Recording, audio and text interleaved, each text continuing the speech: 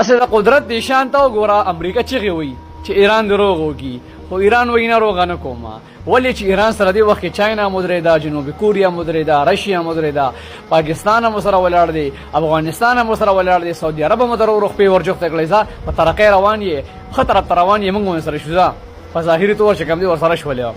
نو دې وخت کې د چاینا طرف نه خو د چې کوم دي امدادونه هم لاړل جنگي سامانونه وته لاړل نو یقین مې نه کو ایران د جنگ نه رستو شي ځکه چې ایران ته دې وخت کې پیدا کې روان دی نو چې څومره مدا جنگ مخکې ځکه نه اسرائیل به کې تباہ کیږي ایران چې کوم جاسوسان نیولي وو نو هغه په مسایل پسې تړل دي او سیده اسرائیل وطن ته واپس لیږل دي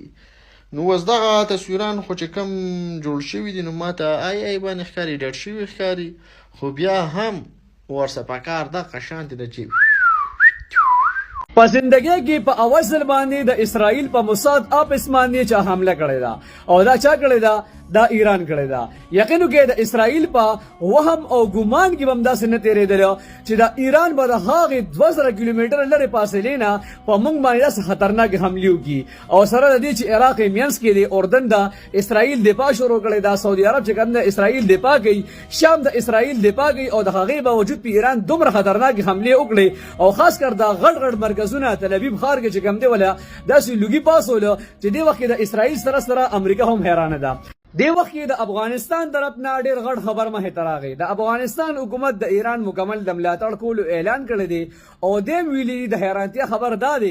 کو پرس کا امریکا اسرائیل سره براه راست مدد کول غواړي او هغوی سره په جنگ کې حصه اخیستل غواړي نو بیا موږ هم چې کوم دی ایران سره شانه بشانه جنګیږو او ایران سره به په جنگ کې حصه اخلو تاسو دې باره کې څه وایي خپله به کمنټس کې لازم راکړئ مننه لکه دا اوس سړي زوی دی د فرانس صدر وایي کو ایران د اسرائیل نه قلاریږي او حمله په نو دري نو بیا د اسرائیل له بچکولو طریقه موږ لرازي اسرائیل بیا موږ بچکو الګر یې خوار خولې ته خوري ګوره اول خو ځان د خزنه بچ کنه چې جهاز په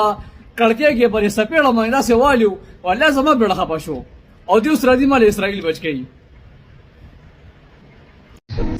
الله د خیر کوي په استرالیا کې یو ډېر خطرناک طوفان راغلی دی زه به دوی یم چې دومره تبعیه وکړه چې تاسو سوچ نشئ کولی ډېر زیات خطرناک حالت دی پکې